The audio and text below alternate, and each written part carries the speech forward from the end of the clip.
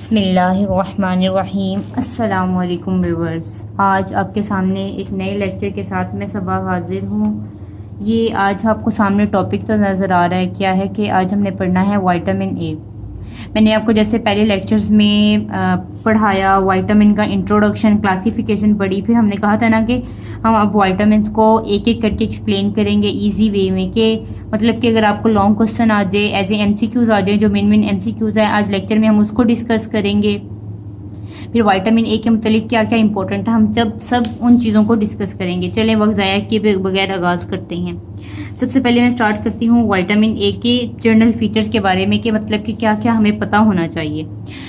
आपको जैसे पता होगा कि विटामिन ए है ना, विटामिन ए का मैंने आपको दूसरा नाम भी बताया था। इसका दूसरा नाम हमने क्या पढ़ा था पिछले लेक्चर में, वो हमने पढ़ा था रेटिनोल। रेटिनोल पढ़ा था हमने इसका दूसरा नाम।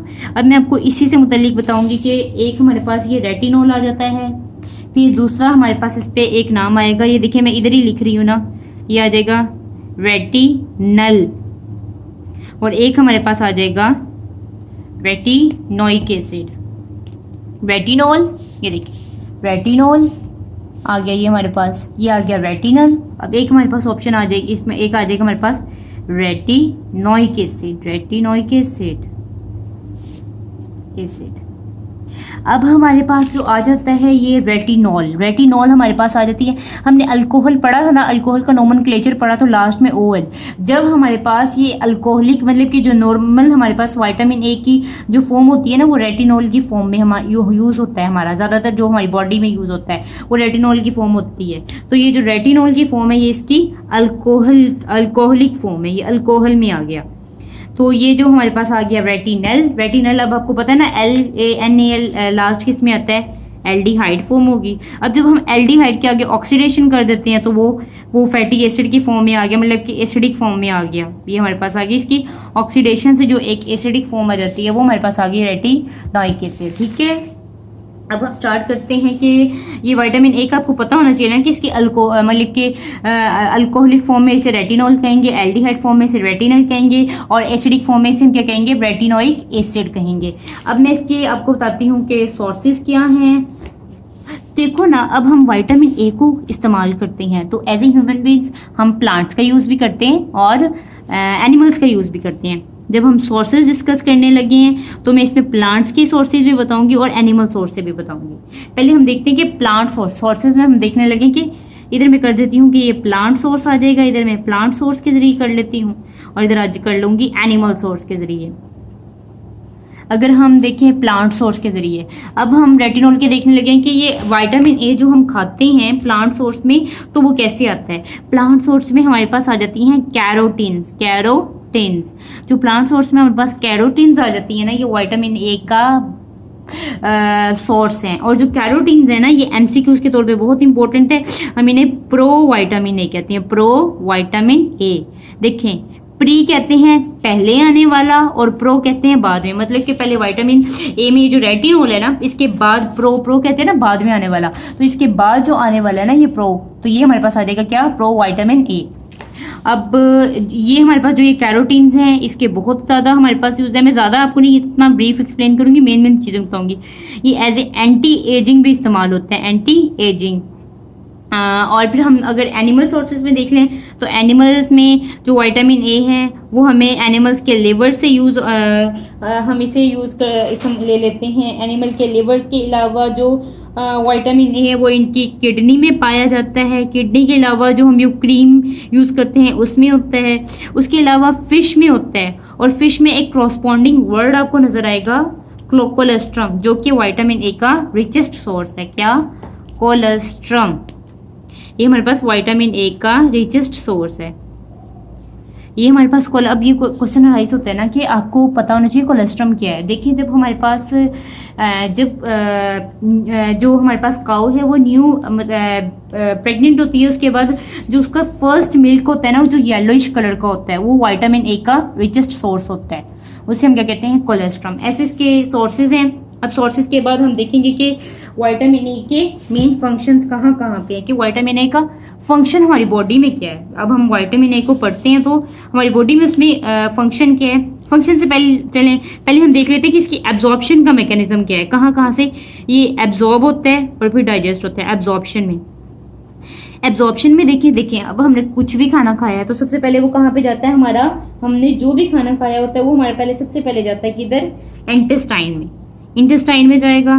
अब मैं इधर लिख लेती हूँ कि इंटेस्टाइन पहले जाएगा इंटेस्टाइन में, इंटेस्टाइन से वो खाना हमारा किस में जाता है, इंटेस्टाइन से जाएगा हमारा किधर, लिवर में। ये इसका मतलब कि पाथवे, एब्जॉर्प्शन का पाथवे कि इंटेस्टाइन से कहाँ पे जाएगा, लिवर में जाएगा। अब लिवर से अब ये हमारे पास कहाँ जाएगा, ये लिवर से जाएगा टारगेट सेल तक, कि मतलब कि हमें लिवर से जहाँ पे भी हमारी बॉडी को ज़रूरत है विटामिन ए की वहाँ तक चला जाएगा। ये इसमें सिंपल फिनोमिना है कि पहले इंटेस्टाइन में, अब ये होल प्रोसेस है लेकिन मैं आपको मेन चीज़ें बता रही हूँ ताकि आपको प्रॉब्लम ना हो। अब हम इसके देखते हैं फंक्शन के लिहाज से कि फंक्शंस में विटामिन ए के फंक्शंस क्या आ जाते हैं। एक एक चीज़ के बारे में हमें पता होना चाहिए क्योंकि बहुत इंपॉर्टेंट है, हमें जो चीज़ नहीं आएगी फिर बाद में हमें प्रॉब्लम हो सकती है। अब हम ये बात कर रहे थे किसके फंक्शंस की, कि विटामिन ए के हमारी बॉडी के अंदर क्या क्या फंक्शंस हैं। फंक्शंस में देखें तो सबसे पहले हम देखते हैं सबसे इम्पोर्टेंट रोल इसका आ जाता है हमारा वील साइकिल में। जो हमारा वील साइकिल होता है इसमें विटामिन ए का सबसे इम्पोर्टेंट रोल है। अब मैं इसको आपको बता देती हूँ कि जैसे हमारे वील साइकिल में हमारी एक होता है ना रेडोप्सिन, जो रेडोप्सिन है उसमें जो हम मतलब कि जब हम देखते हैं डिम लाइट में देखते हैं, डिम लाइट में देखने के लिए हमारे पास सबसे ज़्यादा इंपॉर्टेंट चीज़ जो क्या है वो है रेडोप्सिन। हमारे पास जो रेडोप्सिन है वो हमारे पास हम जो डिम लाइट में देखते हैं ना, ये एक वील पिगमेंट है, देखने के लिए एक पिगमेंट है। हम डिम लाइट में जब देखते हैं उसके लिए ये इंपॉर्टेंट है रेडोप्सिन, डिम लाइट में देखने के लिए बहुत इंपॉर्टेंट है। इन डिम लाइट में जब हम देखते हैं ना तो उसके लिए रेडोप्सिन बहुत ज़्यादा इंपॉर्टेंट है। तो विटामिन ए का क्या काम होता है कि विटामिन ए जो ये हमारे पास रेडोप्सिन है ना, इस रेडोप्सिन की सिंथेसिस के लिए विटामिन ए बहुत अहम रोल प्ले करता है, जिससे हमें डिम लाइट में भी नज़र आता है। अब एक इससे बीमारी पैदा होती है जो आती है नाइट ब्लाइंडनेस, वो अभी हम आगे इसके जो हम पढ़ेंगे ना डिसऑर्डर्स उसमें डिस्कस करेंगे कि नाइट ब्लाइंडनेस का क्या है। नाइट ब्लाइंडनेस में हमारे पास आ जाता है कि जब हमारे पास विटामिन ए की डेफिशिएंसी होगी, तो हमारे पास क्या होगा, विटामिन ए की डेफिशिएंसी से हमारे पास ये रेडोप्सिन जो सा है वो सिंथेसाइज नहीं होगा। जब रेडोप्सिन सिंथेसाइज नहीं होगा तो जो पर्सन है वो अनएबल हो जाएगा to see in the dim light, the person will be unable to see in the dim light. जब पर्सन डिम लाइट में देखेगा नहीं तो उसे क्या हो जाएगी, नाइट ब्लाइंडनेस, मतलब कि रात में ना देखने वाली बीमारी।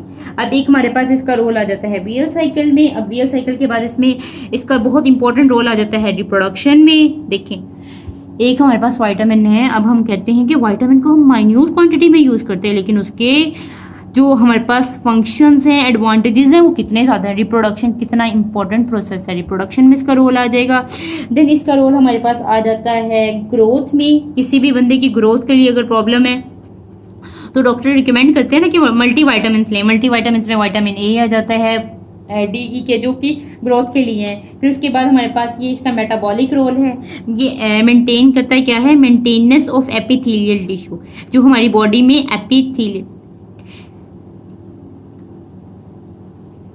जो मेंटेनेंस होती है एपिथेलियल टिश्यू की, हमारी बॉडी में जो एपिथेलियल टिश्यू हैं उनकी मेंटेनेंस में भी इसका रोल है।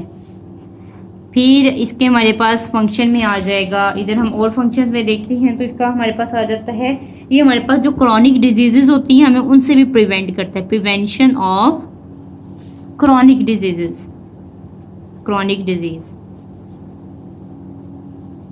जो हमारे पास बादुकत हमें क्रॉनिक डिजीजेज हो जाती है ना, विटामिन ए हमें उनसे भी प्रिवेंट करता है। देखिए अब एक विटामिन और उसके इतने ज़्यादा फंक्शन, अभी ये तो बहुत कम है। अल्लाह ताला ने जब हमारे लिए कोई चीज़ बनाई है, हमें उससे फ़ायदा मिल रहा है, तो उसकी अल्लाह ताला ने फंक्शंस भी बहुत ज़्यादा बनाए हुए हैं, बस हम लोग इसको लाइट ले लेते हैं। अब ये मैंने आपको बता दी है फंक्शंस। अब हम उसके बाद चलते हैं विटामिन ए की टॉक्सिसिटी पे, फिर हम उसके बाद इसके डिसऑर्डर्स को डिस्कस करेंगे। अब हम करने लगे हैं टॉक्सिसिटी।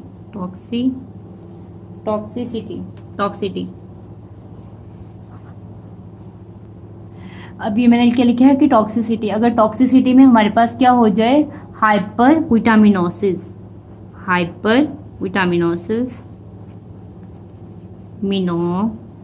सिस ए।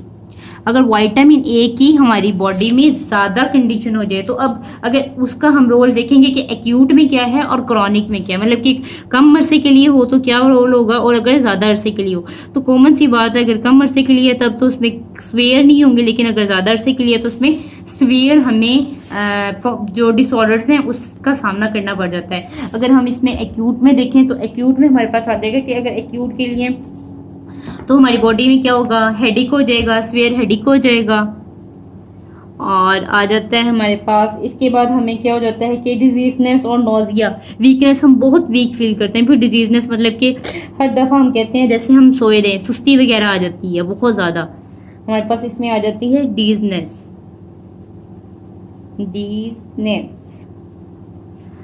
अब अगर हम इसके क्रॉनिक देखें, मतलब कि लंबे अरसे के लिए देखें, तो लंबे अरसे के लिए देखेंगे तो इसमें हमारे पास आ जाता है कि पीलिंग ऑफ स्किन, जो हमारी स्किन है वो छीलती है। पीलिंग ऑफ स्किन, हमारी स्किन से छीलना, स्किन उतरती है हमारी। फिर इसके बाद हमें हो जाता है इसमें फैटीग, थकावट बहुत ज़्यादा रहती है। और इसके अगर हम और ज़्यादा रोल देखें तो इसमें आ जाता है हेपेटोमेगली। Hepatomegaly, hepatomegaly. अब हेपेटोमेगली का क्या मतलब है, देखो मैगली मतलब कि मैगा बड़ा हो जाना, हेपेटोमेगली लीवर का साइज इंक्रीज हो जाएगा। हेपेटोमेगली लीवर जोन से है वो हमारे पास लार्ज, उसका साइज लार्ज हो जाएगा। फिर हमारे पास इसमें पेनफुल लिम्स और जॉइंट्स आ जाते हैं। फिर अब हम देखते हैं कि इसके डिसऑर्डर्स का क्या है। अब हम इसके करने लगे हैं किसके, विटामिन ए के। अभी मैंने सोर्सेज एब्जॉर्प्शन वगैरह आपको बता दी हैं। अब हम इसके बाद इसके करने लगे हैं डिसऑर्डर्स, कि इसके डिसऑर्डर से क्या होता है। डिसऑर्डर्स में हम पहले इसके देख लेते हैं कि हमारे जो डिसऑर्डर्स इसके ऑफ्थैल्मिक है, ऑफ्थैल्मिक डिसऑर्डर्स, मतलब कि ऑफ्थैल्मिक का क्या मतलब होता है। हम आई के स्ट्रक्चर पढ़ते थे ना, पहले हमने आई के स्ट्रक्चर पढ़ा है तो उसमें पढ़ते हैं, पढ़ा होगा हमने, तो उसमें ऑफ्थैल्मिया का वर्ड यूज होता है ना। ऑफ्थैल्मिया का मतलब ये होता है कि जो आई से रिलेटेड है। अब विटामिन ए का मैंने आपको सबसे पहले बताया था कि इसका मेन रोल किसमें आ जाता है, वीएल साइकिल में। वीएल साइकिल में एक मैंने आपको डिजीज के बारे में कब बताया था, वो कौन सी थी, नाइट ब्लाइंडनेस। बिल्कुल पहला इसमें अगर हम देखें तो हमारे पास एक बीमारी पैदा होती है, उसे हम क्या कहते हैं, जो बीमारी है उसका नाम आ जाता है हमारे पास नाइट ब्लाइंडनेस। नाइट ब्लाइंडनेस हो जाएगी। नाइट ब्लाइंडनेस में जो है वो पेशेंट जो उनसे है वो अनएबल हो जाएगा कि वो रात को देख सके। क्यों, क्योंकि उसमें ये भी हमने वीएल साइकिल में पढ़ा है ना कि रोडोप्सिन जो उनसे है वो नहीं बनेगा। विटामिन ए की वजह से रोडोप्सिन बनता है, जब वो नहीं बनेगा तो जो पेशेंट है वो अनएबल होगा कि वो रात को देख सके। एक नाइट ब्लाइंडनेस हो जाएगी। सेकेंड हमारे पास इसमें जो बीमारी हो जाती है वो आ जाती है जर ऑफ्थलेमिया। जर ऑफ्थलेमिया, जर ऑफ्थलेमिया हमारे पास क्या आ जाता है, नाइट ब्लाइंडनेस, रात में हम नहीं देख सके। और जर ऑफ्थलेमिया हमारे पास आ जाता है कि ड्राइनेस ऑफ आई, हमारी जो आई है ना वो ड्राई हो जाती है। ड्राइनेस ऑफ आई, ये देखिए ड्राइनेस ऑफ आई, हमारी आई जो सी है वो ड्राई हो जाती है। हमारी आई ड्राई कैसे होती है, इसकी हमारे पास वजह ये बनती है कि जो हमारा कंजक्टाइवा होता है ना और कॉर्निया का, उसमें ड्राइनेस आ जाती है। और अगर ये ड्राइनेस हम ट्रीट नहीं करेंगे तो इससे हमारे पास जो है वो कॉर्नियल अल्सरेशन भी हो जाती है। Corneal ulceration, ulceration. अब हमने ये भी पढ़ लिया। अब एक हमारे पास और डिसऑर्डर आ जाता है, वो आ जाता है हमारे पास क्या, कैरोटोमलेशिया। देखें एक विटामिन है, अगर हम उसे नहीं प्रॉपर खाएंगे, अगर वो हमारी बॉडी में उसके डेफिशिएंसी हो जाए या उसकी एक्सेस हो जाए तो उससे कितनी बीमारियां हो सकती हैं। अब एक हम जो पढ़ने लगे हैं वो हमारे पास आ जाता है कैरोटोमलेशिया। CIA, कैरोटोमलेशिया। जो कैरोटोमलेशिया है हमारे पास, ये जो हमारे पास ये कैरोटोमलेशिया है ना, ये हमारे पास जो बेबी, न्यू बोर्न बेबी है, जब वो 1 ईयर का हो जाता है तो उस वक्त हमारे पास क्या होता है, ये कैरोटोमलेशिया होता है। अगर जो कैरोटोमलेशिया है इसमें हमारे पास क्या हो जाता है कि जो कॉर्निया है ना, हमारे पास क्या आ जाता है कि कॉर्निया जो सा है, कॉर्निया वो हमारे पास क्या हो जाता है, डल हो जाता है। और अगर प्रोलॉन्ग्ड हमारे पास विटामिन ए की डेफिशिएंसी हो जाए तो उसकी वजह से डेफिशिएंसी हो जाए तो उसकी वजह से हमारे पास क्या होता है, प्रोलॉन्ग्ड विटामिन ए की डेफिशिएंसी की वजह से हमारे पास क्या हो जाता है कि जो कॉर्निया है इसमें नेक्रोसिस हो जाती है। नेक्रोसिस का मतलब हमें पता है ना कि एक तो हम पढ़ते थे एपोप्टोसिस और एक हम पढ़ते थे नेक्रोसिस, जो हमारे पास सेल डेथ होती है। तो कॉर्निया की हमारे पास क्या हो जाएगी, कॉर्निया की नेक्रोसिस हो जाएगी, नेक्रोसिस। और अगर ये जो कैरेटोमेलेशिया हो गया, अब इसके बाद ये हमने भी सिर्फ आई रिलेटेड डिसऑर्डर्स पढ़े हैं। फिर इसके अभी ख़त्म नहीं हुए इसके डिसऑर्डर, एक्सटेंसिव बहुत हैं। एक अभी हमने ऑफ्थेल्मिक पढ़े हैं। फिर इसके सेकंड पे आ जाते हैं genito urinary disorders, genito urinary disorders. फिर हमारे पास इसमें आगे आ जाएंगे, हमारे पास थर्ड पे हमारे पास इसमें आ जाते हैं पल्मोनरी डिसऑर्डर्स, पल्मोनरी डिसऑर्डर्स। फिर इसमें हमारे पास आ जाते हैं dermatological disorders, dermatological disorders orders. एक हमारे पास इसमें आ जाते हैं क्या, जो हम टीथ से मुतल्लिक आ जाते हैं, defective dentin, defective dentin, dentin. अब ये मैंने आपको सारे लिख दिए ना कि जेनिटो यूरिनरी डिसऑर्डर्स हो जाते हैं। अब जेनिटो यूरिनरी, अब जेनिटो का मतलब हम पढ़ते हैं ना वो जेनिटल सिस्टम, जो हमारा जेनिटल सिस्टम है, और यूरिनरी हमारा यूरिनरी सिस्टम है। विटामिन ए की हमारे पास डेफिशिएंसी से जेनिटो यूरिनरी डिसऑर्डर्स हो जाते हैं। इसमें हमारे पास क्या होता है कि जब विटामिन ए की डेफिशिएंसी होती है तो क्या होता है कि हमारे पास जो किडनी स्टोन्स होते हैं ना वो एक्यूमुलेट होते रहते हैं, मतलब कि किडनी स्टोन्स इकट्ठे होते रहते हैं। जब किडनी स्टोन्स इकट्ठे होते रहते हैं उसकी वजह से हमारे पास जो केराटिनाइज्ड एपिथेलियम है वो शेड हो जाती है, यूरिन में आती है, उसकी वजह से यूरिनरी डिसऑर्डर्स आ जाएंगे। पल्मोनरी डिसऑर्डर्स का मतलब लंग्स के डिसऑर्डर्स आ जाएंगे। और फिर हमारे पास आ जाता है डर्माटोलॉजिकल डिसऑर्डर्स। डर्माटोलॉजिकल डिसऑर्डर्स का मतलब कौन से रहते हैं, मैं देखें आपको यहाँ पे लिख देती हूँ ना। ये पल्मोनरी डिसऑर्डर्स का मतलब हमारे पास कौन से आ गए, पल्मोनरी सिस्टम हम पढ़ते हैं ना तो लंग्स के डिसऑर्डर्स आ गए। डर्माटोलॉजिकल जब भी वर्ड आएगा तो इसका रिलेटेड किससे होगा, स्किन से, स्किन के जो डिसऑर्डर्स आ जाते हैं। फिर डिफेक्टिव डेंटिन मतलब कि जो हमारे टीथ होते हैं, जो टीथ की हमारी फॉर्मेशन होती है या फिर टीथ में हमें जो प्रॉब्लम्स होती हैं, टीथ की बीमारी होती हैं, वो भी इस विटामिन से हो सकती हैं। देखिए आज हमने पढ़ा विटामिन ए के बारे में। विटामिन ए के मैंने आपको पहले सबसे पहले इसकी फॉर्म्स के बारे में बताया कि इसकी जो हमारे पास जो फॉर्म्स है कि किस किस फॉर्म्स में ये एग्जिस्ट करता है। रेटिनल की फॉर्म में, रेटिनॉल की फॉर्म में, रेटिनोइक एसिड की फॉर्म में है। फिर हमने इसके सोर्सेज के बारे में पढ़ा कि प्लांट सोर्सेज हैं, एनिमल सोर्सेज हैं, एब्जॉर्प्शन, फिर फंक्शन। फिर हमने इसका आगे टॉक्सिसिटी पढ़ी कि हाइपर विटामिनोसिस से क्या हो सकता है। फिर डिसऑर्डर्स में कि विटामिन ए की अगर डेफिशिएंसी हो जैसे क्या हो सकता है, उसमें ऑफ्थेल्मिक डिसऑर्डर्स पढ़े, मतलब कि जो आई से रिलेटेड। ये देखिए मैं लिख लेती हूँ, आई से रिलेटेड। ऑफ्थेल्मिक हमेशा जब भी वर्ड आएगा तो आई से रिलेटेड आएगा। फिर हमने जेनिटो यूरिनरी डिसऑर्डर्स पढ़े, यूरिनरी सिस्टम इसमें इन्वॉल्व है। फिर पल्मोनरी डिसऑर्डर्स, डर्माटोलॉजिकल डिसऑर्डर्स और डिफेक्टिव डेंटिन। मैंने आपको ये जितने भी लेक्चर्स पढ़ाए हैं मैं आपको अपने जो नीचे अपने लिंक एफबी का, आपको फेसबुक का मेरा जो सा है वो पेज का मैं लिंक सेंड कर दूंगी आपको। उस पेज पे जाके ये जो मैं लेक्चर है इसकी पूरा चार्ट ये जो मैं बनाती हूँ ये आपको इसकी पिक मिल जाएगी। अगर आपको मेरे लेक्चर से कुछ फ़ायदा हुआ है, अगर आपको ये लेक्चर पसंद आया है तो प्लीज़ मेरे चैनल को सब्सक्राइब करें, मेरे लेक्चर को लाइक करें। अगर आप लाइक करेंगे तो मुझे और ज़्यादा अप्रिसिएशन मिलेगी और मैं आपके लिए अच्छी अच्छी वीडियोज़ बनाऊँगी।